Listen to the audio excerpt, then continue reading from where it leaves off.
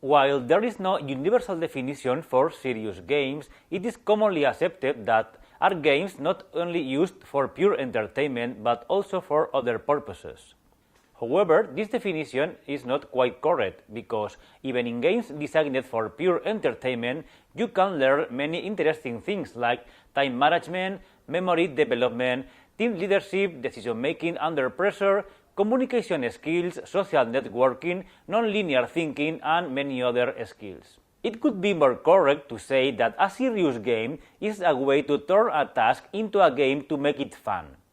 A task which is not essentially considered fun, or at least the traditional way of developing it until now, could be considered even tedious. This definition is similar to a gamification strategy, but with the difference that in this case there is an appearance of a real game. Albeit a board, a virtual stage, characters or cards, the serious game has an obvious layer of design and aesthetics. A serious game, then, is a perfect combination of a game, such as a game mechanic, the storytelling, such as a story to tell, and without a recreational purpose. The term serious game is certainly the most widespread, but other names such as applied games or useful games are appear. Although it can contribute to bring nuances to the concept, are just a sample of which is a science that is beginning and in which much remains to be investigated. Although the term may sound new, in the 70s Clark Abt published a book called Serious Games, in which he spoke mainly of playfulness games, but introducing the term serious game to define those games that were mainly used in education. In 2005, Mike Saida gave an update of the term, adapting it to the information age in an article in the journal Computer from the IEEE Computer Society. So today, the term serious game is used to refer to any simulator with game aesthetic whose purpose may be varied and applied to fields such as defense, education, scientific, health, civic emergency planning, engineering, ecology, religion, or politics, among many others. The serious games are often classified by the purpose for which they are used. Thus, a serious game to be used to advertise something, it will be an advert gaming. One for education, such as edutainment, and we can find games for health, art games, social media games, and so on. According to the platform on which they are developed, the serious games can be divided into three types: the virtual serious games, physical simulators, and ARG. The virtual serious games are those that are developed to interact within a screen, whether computer, console, smartphone, or any other platform where you interact with a screen. The most popular are video games or mobile applications.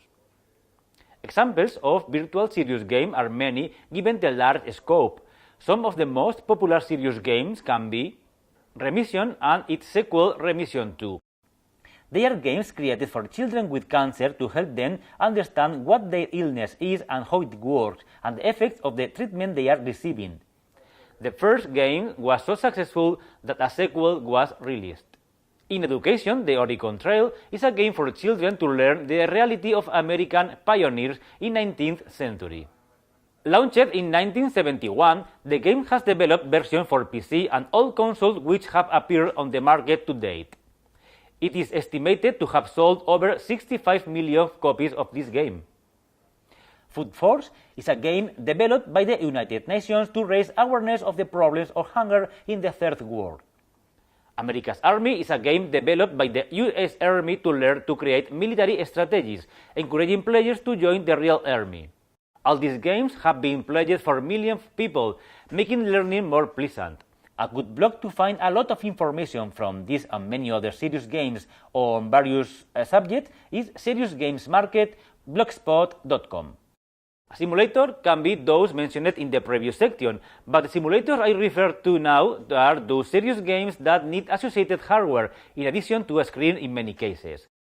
Simulators for future pilots or train drivers are increasingly used, as well as simulators for surgeons, where a robotic patient or a piece of it is operated physically with all the real feelings involved: skin feel, shear strength, different real-looking organs, etc.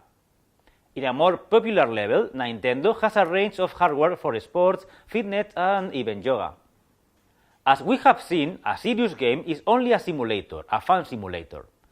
These simulators can take many forms, from the most basic, such as a dragon or a map on the screen of a PC, to more sophisticated, as a robot as patients in an operating table or a flight deck. But you can go further and use the whole world as simulator. This is the point where the serious games become alternate reality games. The alternate reality games, commonly known as ARG, use the real world as its scenario to develop the action. The ARG is the first child emerged from the new era of communications.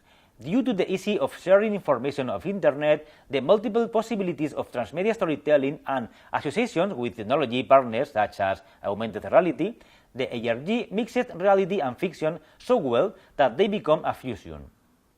The characteristics that define an ARG outward make them the perfect medium for carrying out the purposes of a serious game. These features are fragmented narrative.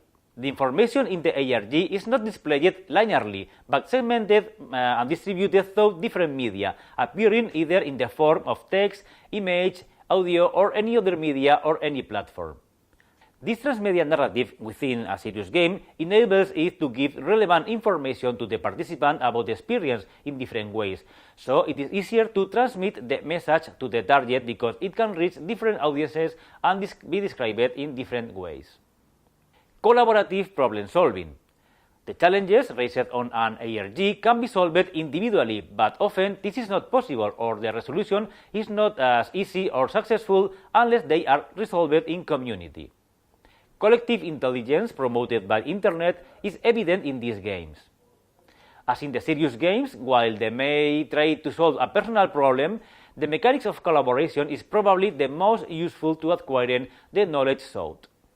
The real world as a stage.